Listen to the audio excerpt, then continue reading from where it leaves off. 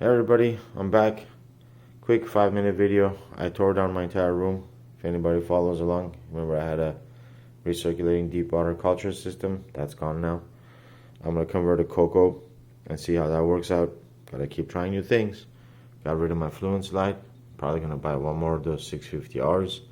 My last run, if you're following around, I'll tell you guys. I got, you guys remember I had root aphids. I made a whole series about that. And I still harvested about 1.5 packs per light, except the last 2 lights they gave me the better results, about 1.7. I don't know if that's just dumb luck or what, but that's what the numbers are. Anyway, so what am I doing in the room right now? I'm just gonna show you guys. That's the garage door. I had this foam, not foam, I don't know what kind of insulation this stuff is, but anyways, this was okay, but you know, my friend recommended I upgrade it with actual insulation, and so I'm building a wall right here with 2x4s. Pretty simple. There's nothing attached on the bottom. It just gets, you know, nailed in on the top on the wall over there.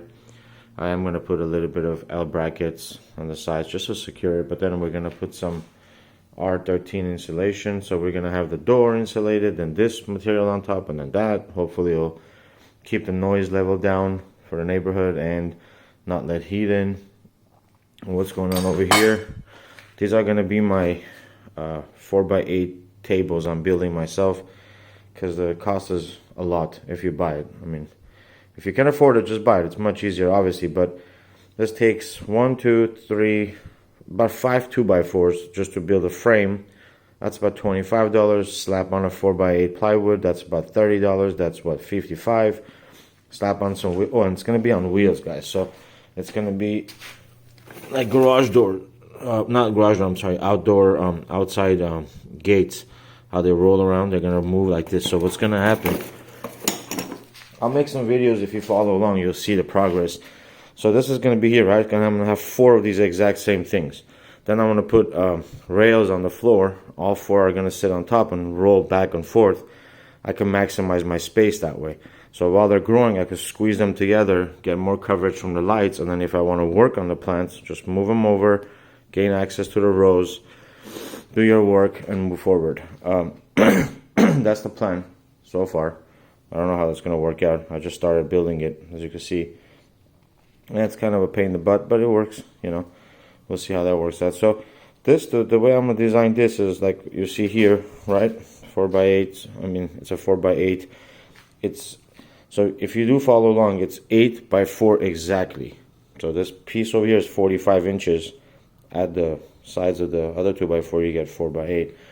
And then I have a 4x4 piece of wood over there. I'm going to make small legs out of it, put it underneath this, put those little wheels I showed you so you can move back and forth. But you are going to need a V-track. It's for gates. It's pretty simple. You just pop it on the floor, put these on top, and just move them back and forth. And I'm going to throw a 4x8 tray on top, just so when I'm watering, I could have a way of, you know, getting rid of the excess water. Yeah, nothing else much I'm doing in the room as far as that goes.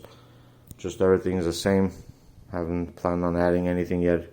I'm hoping it's better, because deep water culture was great, but it was just too unpredictable, you guys. Constantly battling something, and with the low amount of plants that I had, 5 under each light, I guess you guys remember, that was kind of hard. You lose one plant, you lose a lot of product. So let's see if you follow along, and I'll guide you guys, you know, through the building process of this. All right, stay safe, happy growing.